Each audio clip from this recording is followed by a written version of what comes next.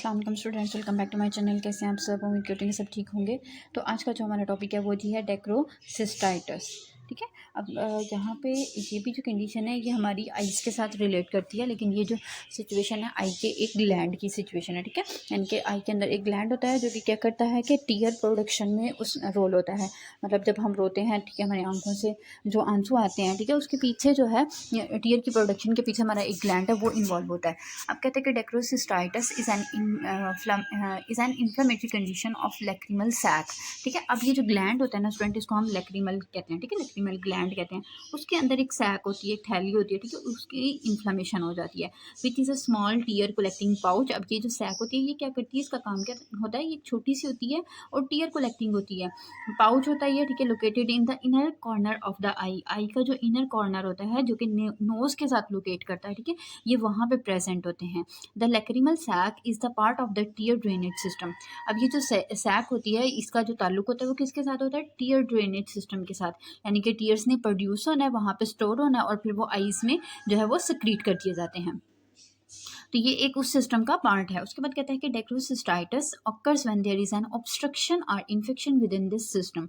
अब कहते हैं कि ये जो इन्फ्लेमेटरी कंडीशन है ये कब अकर होती है, जब ऑब्स्ट्रक्शन आ जाती है। ऑब्स्ट्रक्शन का मतलब क्या होता है, रुकावट आ जाती है। ठीक है, किसी भी चीज़ की वजह से, ठीक है, किसी इन्फेक्शन की वजह से, स्वेलिंग की वजह से, ठीक है, तो विद इन दिस सिस्टम, इस सिस्टम के अंदर। उसके बाद काजिस की बात करते हैं तो काजिस में कहता है कि सबसे पहला जो काज आता है वो है जी नेसो लैक्रिमल डक्ट ऑब्स्ट्रक्शन। यानी कि इसके अंदर ऑब्स्ट्रक्शन है, रुकावट है किसी भी चीज़ की वजह से। ब्लॉकेज और narrowing of the naso lacrimal duct which connect the lacrimal sac to the nasal cavity. अब ये जो हमारे पास नेसो लैक्रिमल डक्ट होती है, ठीक है, ये ब्लॉक हो जाती है या नैरो हो जाती है। ठीक है, जो कि क्या करती है, अब इस जो नेसो लैक्रिमल जो सैक है, ये डक्ट है, इसका कनेक्शन क्या होता है, इसका ये क्या कर रही होती है, ये जो सैक है ये कनेक्ट होती है हमारी नेजल कैविटी के साथ। ठीक है, अब नेजल कैविटी के साथ कनेक्ट होने का मतलब ये है कि जब आइस में कोई चीज़ चले जाती है स्टूडेंट, कोई भी वेस्ट मटेरियल चला जाता है, वो फिर इस डक्ट के थ्रू जो है वो नोज में जो है वो आ जाता है। ठीक है, अब इसी तरीके से जो है जब ब्लॉकेज होगी तो ये जो आइस की जो क्लियरिंग है, ठीक है, उसका जो ड्रेनेज है वो भी क्या हो जाएगा, ब्लॉक हो जाएगा।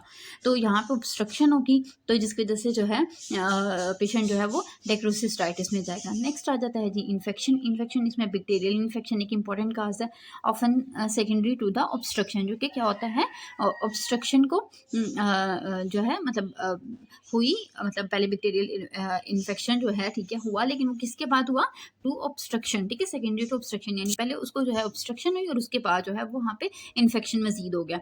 उसके बाद आ जाता है कंजेनाइटल फैक्टर्स। अब कंजेनाइटल फैक्टर्स हम बोलते हैं स्टूडेंट ऐसे फैक्टर्स को जो कि पैदाइशी तौर पर प्रेजेंट होते हैं। ठीक है स्टूडेंट, दो तरह की चीज़ें होती हैं, जो काजेज होते हैं दो तरह के होते हैं।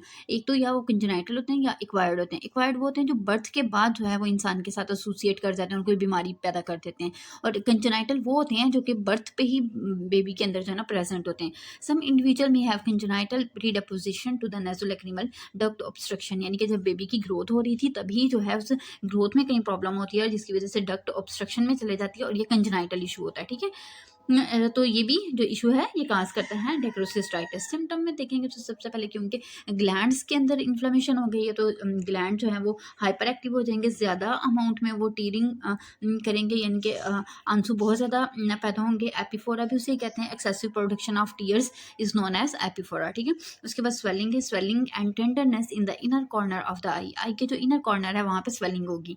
नेक्स्ट है जी रेडनेस आ जाती है। तो रेडनेस का मतलब ये है कि इन्फ्लेमेशन है लैक्रिमल एरिया की, पेन भी होगा, इन्फ्लेमेशन है तो discomfort or pain around the आई।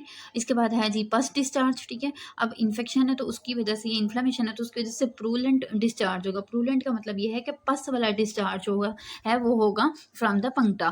पंक्टा जो है ये क्या होता है, टीयर ड्रेनेज ओपनिंग होती है, यानी कि वो ओपनिंग जहाँ से टीयर्स ने बाहर निकलना होता है डक्ट में से। ठीक है, वो उस ओपनिंग को हम क्या कहते हैं, पंक्टा कहते हैं। When the pressure is applied to the lacrimal sac, यानी जब आप अपनी आंखों के जो इनर कॉर्नर है इनके ऊपर जब प्रेस करेंगे तो थोड़ी ही देर बाद वहाँ से जो है ना एक पस की तरह का डिस्चार्ज जो है, जिसको हम प्रूलेंट डिस्चार्ज कहते हैं, वो सिक्रीट होगा।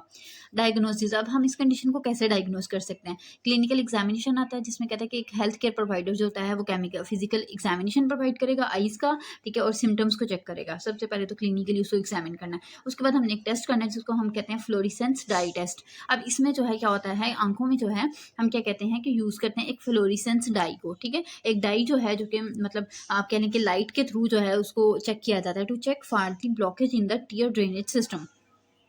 टीयर ड्रेनेज सिस्टम को चेक करने के लिए हम ये एक डाई होती है, ठीक है, जो कि लाइट ही बेसिकली आप कह लें कि ये होगी, और जो कि होती है जो कि हम इसको जो है अपनी आइज़ में जो है वो इंसर्ट करते हैं और जो है वो इस सारी ऑब्स्ट्रक्शन को रूल आउट करते हैं। उसके बाद इमेजिंग आ जाती है, imaging study such as the dacryocystography, ठीक है, एक और जो है जैसे इमेजिंग हम लोग करवा रहे होते हैं, एक्सरे, अल्ट्रासाउंड वगैरह, इसी तरीके से आइज़ की जो है वो हम स्टडी करते हैं, लैक्रिमल ग्लैंड को देखते हैं इमेजिंग स्टडीज़ के थ्रू, या फिर हम नेज़ल एंडोस्कोपी करते हैं, ठीक है, यानी कि इसमें कैमरे के थ्रू जो है वो हम जो है नेज़ल कैविटी के उनके ऑब्स्ट्रक्शन वगैरह को देखते हैं, यानी उस पॉइंट को देखेंगे जहाँ से ओपनिंग नेज़ल कैविटी में होती है।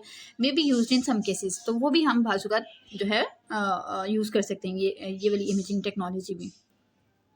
उसके बाद ट्रीटमेंट आ जाता है। ट्रीटमेंट में हम सबसे पहले तो उसको एंटीबायोटिक देंगे फॉर इन्फेक्शन, और ओरली भी दे सकते हैं, टॉपिकली भी दे सकते हैं, ठीक है। एंटीबायोटिक्स आर प्रेस्क्राइब्ड, तो दोनों तरह की जो है वो हम सिचुएशन को देखते हुए मेडिसिन जो है रिकमेंड करेंगे। उसके बाद वार्म कंप्रेसेस आ जाता है, यानी कि आपने जो है वो आंख के ऊपर गर्म स्काई करनी है। Applying warm compress to the affected area can help to reduce swelling and promote drainage, ठीक है। आप जब उसको सिकाई करेंगे गर्म, उसको थोड़ी सी हीट प्रोवाइड करेंगे, तो क्या होगा कि इन्फ्लेमेशन रिड्यूस होगी और वहाँ से ड्रेनेज जो है, जो ब्लॉकेज हुई है, वो जो है वो बाहर की तरफ निकलेगी।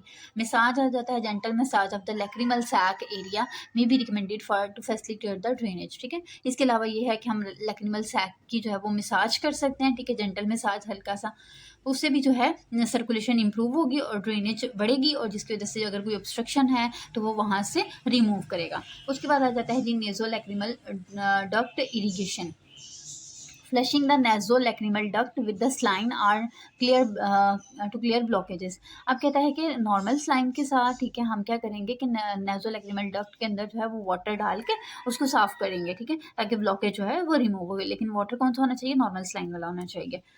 उसके बाद आ जाता है जी सर्जिकल इंटरवेंशन, यानी कुछ कंडीशन में हमें सर्जरीज की तरफ भी जाना पड़ता है, ठीक है, उसमें जिसमें ये कि अगर वो मसलसल जो है इन्फ्लामेशन एग्जिस्ट कर रही है, ठीक है, या बार बार रिपीटेडली इन्फ्लामेशन हो रही है, रिकरेंट का मतलब ये होता है कि बार बार होना, परसिस्टेंट का मतलब है जो मुसलसल प्रेजेंट है, तो उस कंडीशन में हम surgical procedure such as the dacryocystorhinostomy जो है, DCR जिसे हम कहते हैं, वो ये एक सर्जरी है, ये परफॉर्म करेंगे, ठीक है। किस लिए करेंगे, इसका बेनिफिट क्या होगा, to create the new drainage pathway. हम फिर इसमें जो है वो एक नया ड्रेनेज पाथवे जो है वो आइज़ में और नोज़ के दरम्यान में ओपन कर देते हैं, जिसकी से जो है वो ब्लॉकेज या जो फ्लो है, जो ऑब्स्ट्रक्शन में चला गया था, रुक गया हुआ था, वो जो है वो ओपन हो जाएगा, मेंटेन हो जाएगा, और पेशेंट जो है वो अपनी नॉर्मल लाइफ की तरफ जो है वो चला जाएगा। तो ये था आज का स्टूडेंट हमारा टॉपिक। उम्मीद करती हूँ कि आपको समझ आ गई होगी, अपनी दुआओं में याद रखिएगा, और स्टूडेंट वीडियो को लाइक कर दिया करें, चैनल को शेयर और सब्सक्राइब किया करें ताकि सबका फ़ायदा हो, ठीक है जी। अपनी दुआओं में याद रखिएगा। अल्लाह हाफ़िज़।